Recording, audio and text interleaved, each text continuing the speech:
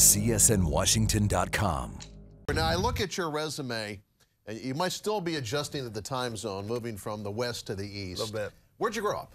Grew up in Colorado Springs, Colorado. That's my hometown. You a Bronco fan growing up?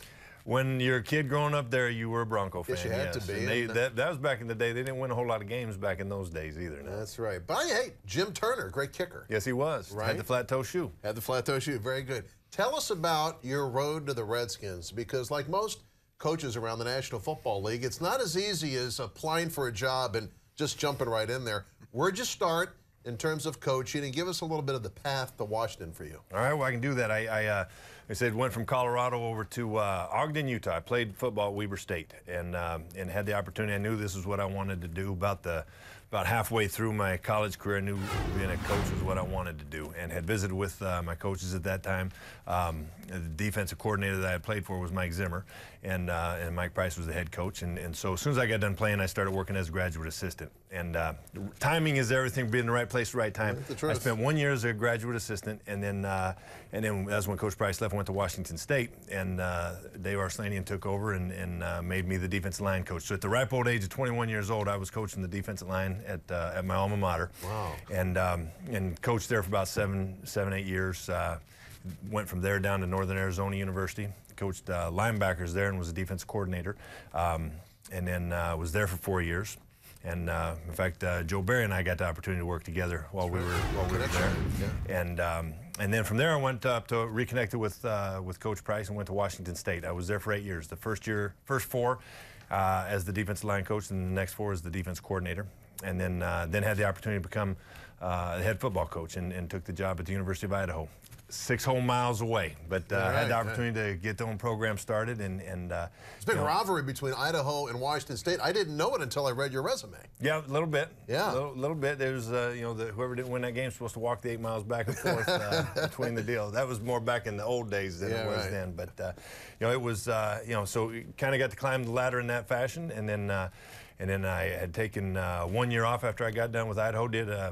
Jumped in your shoes a little bit. I did a couple TV games, and then had the opportunity to get reconnected with Mike Zimmer with the Minnesota Vikings last year, and worked with the defensive front up there with Andre Patterson, and then when this opportunity came about, had the opportunity to become a Redskin and work with this group, and really fired up about it. It's going to be a great opportunity. Well, the one thing I instantly, when I met you a few days ago, I instantly was impressed with your enthusiasm and your energy, and I think that's something the defense can certainly use.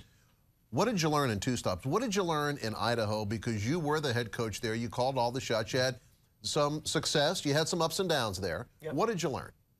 Well, you always think you're ready for that next step. I'm talking going from a position coach to a coordinator to a head coach, until you sit in that chair, and so you learn a lot in that regard. And the bottom line is, when you're sitting in that chair, everything comes to you. And I think that the bottom line is, make sure you do things the way that you believe in, and go from there. We ended up, we got the program turned. We had won, only the 2nd bowl game in the history of the school. Brought them their first winning season in over a decade. Got it to go. The next year we were 1 play away from back-to-back bowls. But then, some things that we didn't get to control, and I think that's the other thing you learn too. You can't sweat what you can't control. Do everything you can to affect what you have the ability to, but the other things, you just got to try to do what you can to make things be the best. We had a conference that was starting to die, a TV contract that left the conference. The landscape changed. It did, in a big way, and there were some things that had an impact on us, and so you just keep you keep going where you want to go, and you stay positive and fired up about it, and good things happen. I do believe that. Well, you've been coaching defensive linemen for 21 years, I guess, or no, probably longer than that. All the way back to when you're 21. Don't want to give up your age, so more than 21 years. It's more than that. Yeah, I know. But then you go to Minnesota and you get a taste of pro ball, and you do know Coach Zimmer, who's an outstanding coach. Everybody knows his reputation. And of course, he coached with Jay Gruden in Cincinnati. They were the coordinators there before they got their head coaching jobs. So how did you have to adjust what you did, or did you have to adjust your coaching style for pro ball?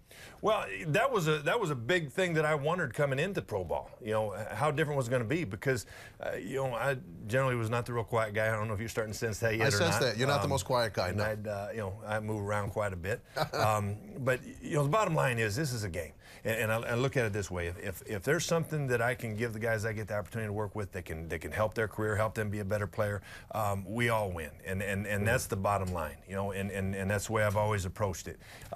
You know, we're doing this thing together, and I think, you know, when you talk about playing on the defensive side of the ball, you better do it with some enthusiasm. There better be some passion about the way you go about doing things. So I don't think that needs to change. What I appreciate about the ability to do it at this level is you get so much more time that you can teach those guys. Right. So much more you can work with their technique, and they're so much more able to affect their technique. Right. We can talk about little things that they can, you know, that they can tweak that might help them pass rushing a certain guy, for example, or being able to take care of a block back pull, whatever that may be, that they can affect on the next play. Whereas when you're coaching college guys, you're still trying to get them to that point where they can do it, let alone being able to adjust it, if that makes sense what I'm saying. What do you think of your current group? Well, I'm excited to get to work with these guys, you know, and there's a bunch of experience up in there, and I think that's a great positive. You know, I think there's some things that, you know, just style-wise that I think these guys will be excited about a little bit. You know, we're going to get, they'll get the opportunity to pin their ears back a little bit more, play, maybe attack a little bit more. Right. Just a different way of doing things. So I think that, you know, I think that's going to help a little bit. I think they'll be excited about it a little bit, and you know, I'm really anxious to get to know them, get to work with them, and for us to get started. CSNWashington.com.